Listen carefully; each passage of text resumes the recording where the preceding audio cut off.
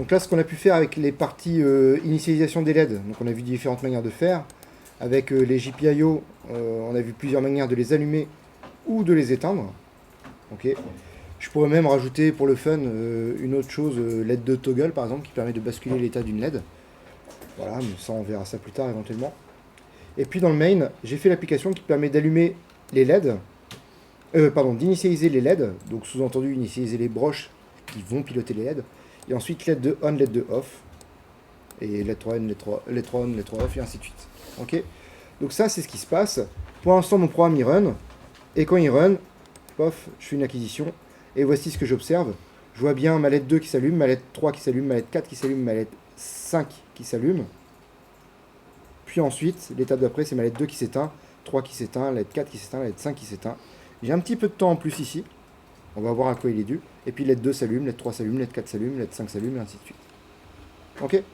Donc ça, c'est ce que vous êtes censé observer. Maintenant, ce que je vais faire, je vais mettre en pause et je vais même restart. Et on va regarder deux choses. On va regarder d'un côté le Target Memory View. Donc voir la mémoire programme. Ici, on va regarder ce qui se passe dans cette mémoire programme.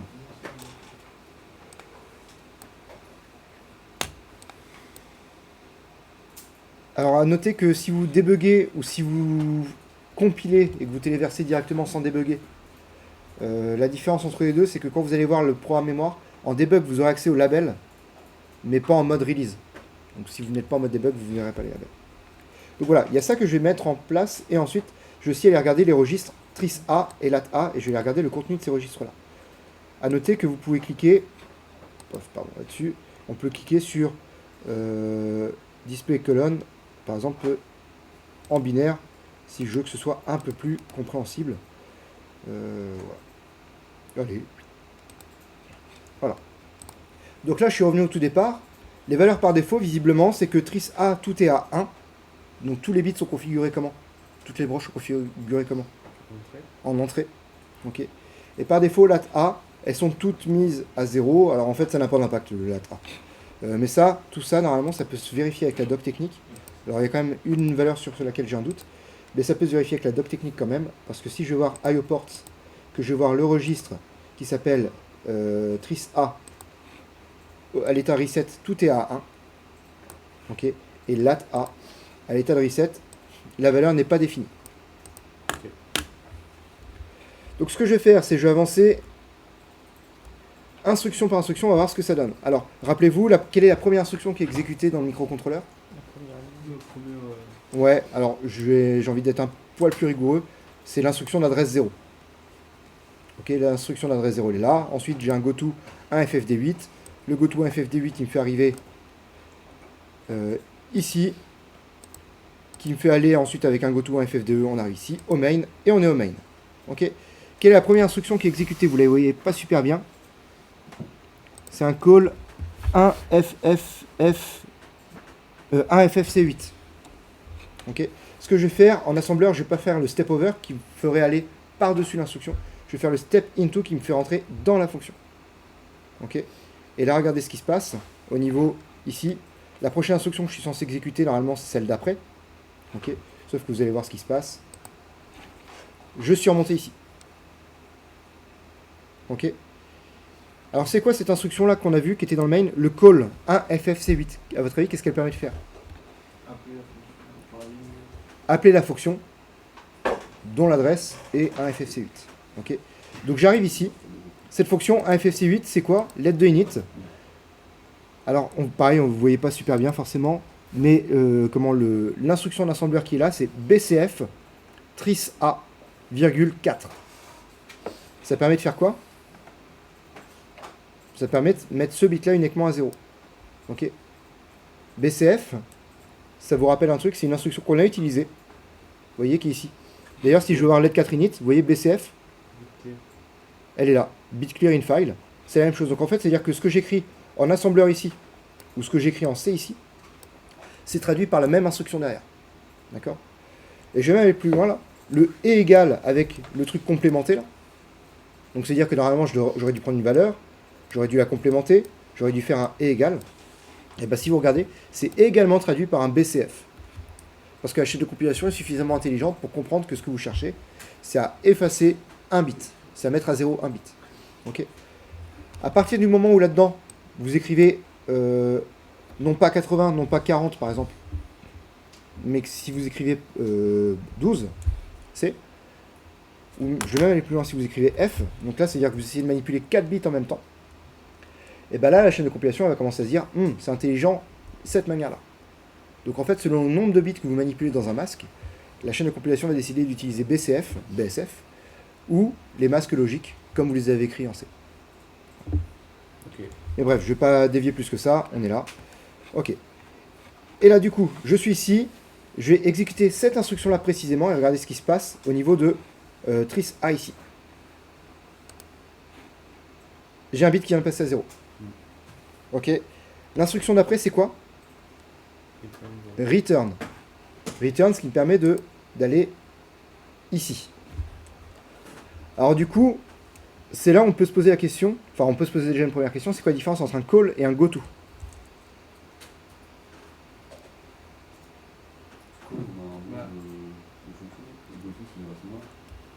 Alors, les deux, c'est de l'assembleur. Tu vois, j'ai le goto ici. Oui, non, c'est pas ça, mais GoTo, on va l'adresse mémoire et Call, on va faire un nom de fonction. Alors, goto 1FF2, j'ai une adresse mémoire qui est ici. Voilà. Et call 1FFC8, j'ai une adresse mémoire. Donc ça change pas. Est-ce qu'on n'attend pas quelque chose en retour peut-être? Alors, c'est pas forcément. On n'attend pas forcément quelque chose en retour, mais il y a la notion de retour. Quand même. Ok. Goto, c'est un aller simple. D'accord? Le call, vous prévoyez le return. Ok?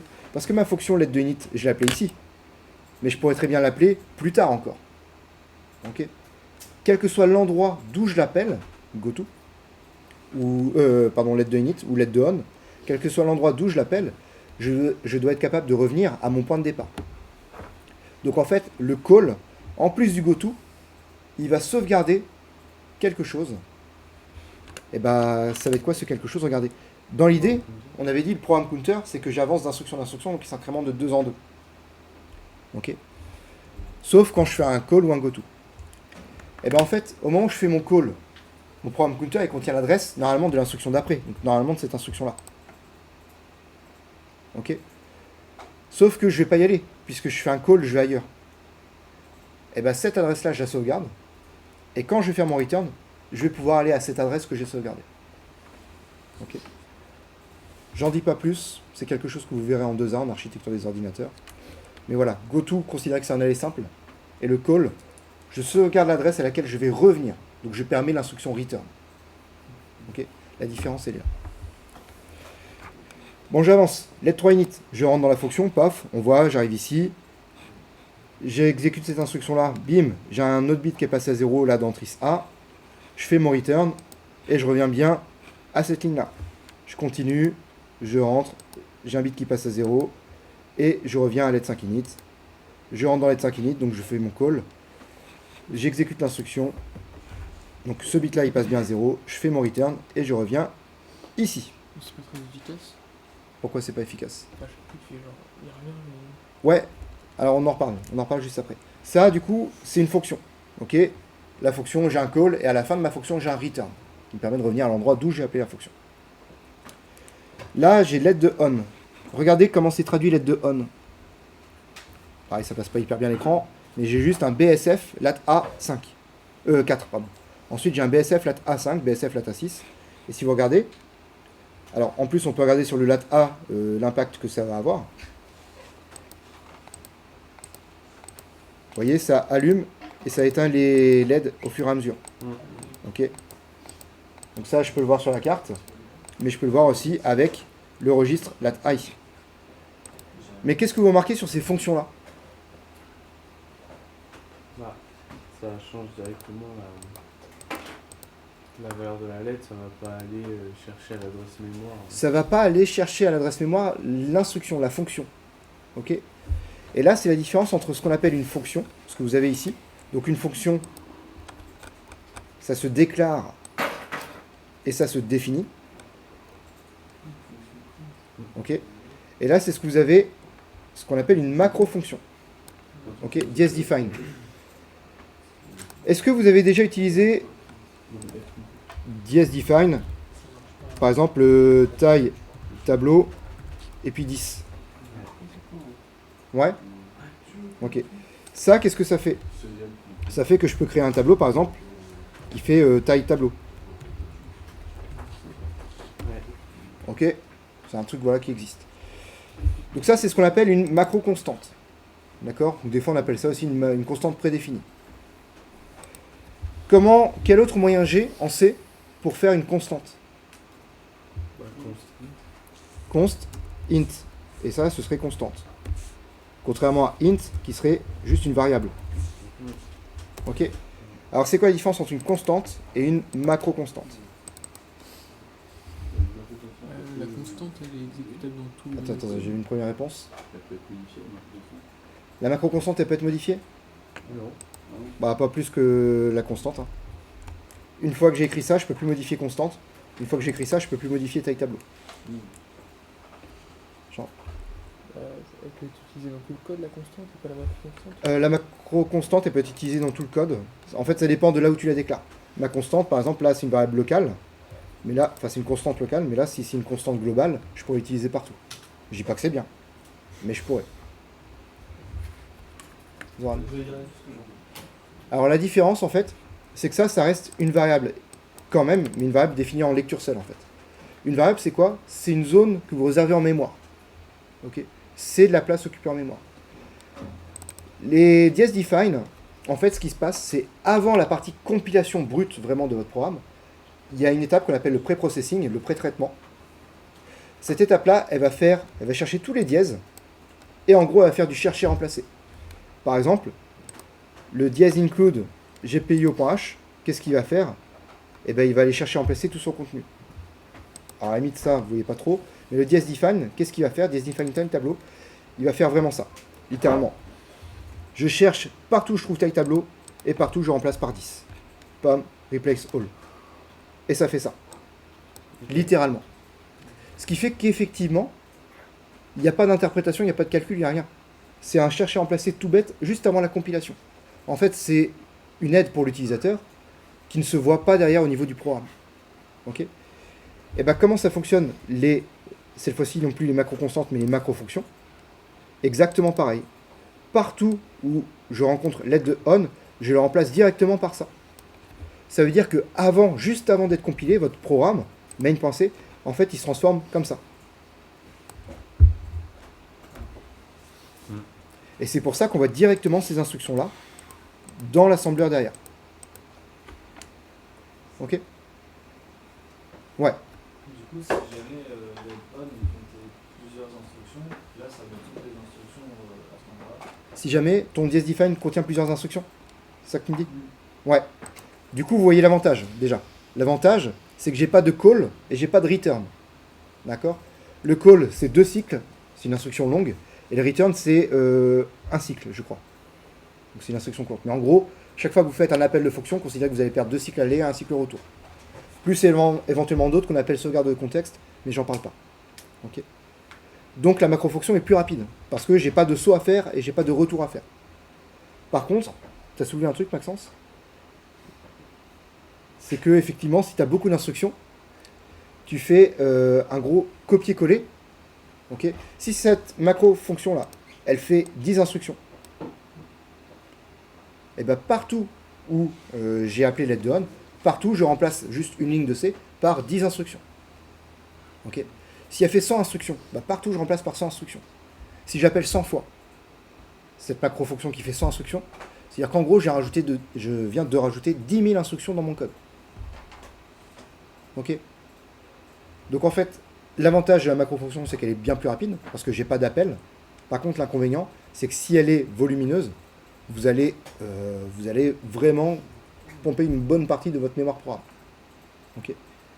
Donc en fait, les macro-fonctions, on va les garder là où c'est intéressant. C'est-à-dire pour des macro-fonctions très courtes. Parce qu'au final, si vous avez une fonction qui est longue, la partie call et la partie return deviennent négligeables. Donc c'est pas si grave. Okay? Par contre, des fonctions qui sont très courtes, eh ben, ce qu'on va faire, c'est qu'on va utiliser les macro-fonctions de sorte à économiser cet aller-retour, ce call et ce return. Ok? Donc là, en fait, pour vous dire, hein, moi, ce que je ferais en temps normal, en tant que développeur embarqué, c'est que les fonctions LED de init, je les aurais pas écrites en fonction. Je les aurais écrites en macro-fonction. Parce qu'elles sont suffisamment courtes. Par contre, on verra, on fera des fonctions de timer 0 init, UART1 init. Et ben, ces fonctions-là, elles seront relativement longues. Donc, je les ferai en fonction normale. Ok?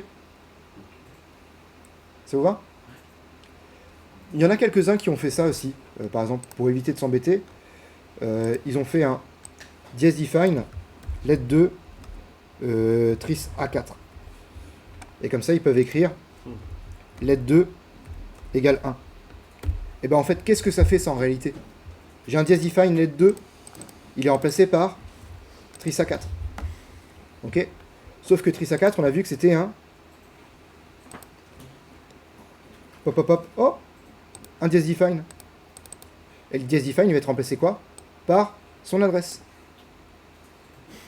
Ok? Et en fait, ça fait que dans votre programme, directement, c'est bien l'adresse, c'est marqué ici. On écrit dans l'adresse tris A, ça.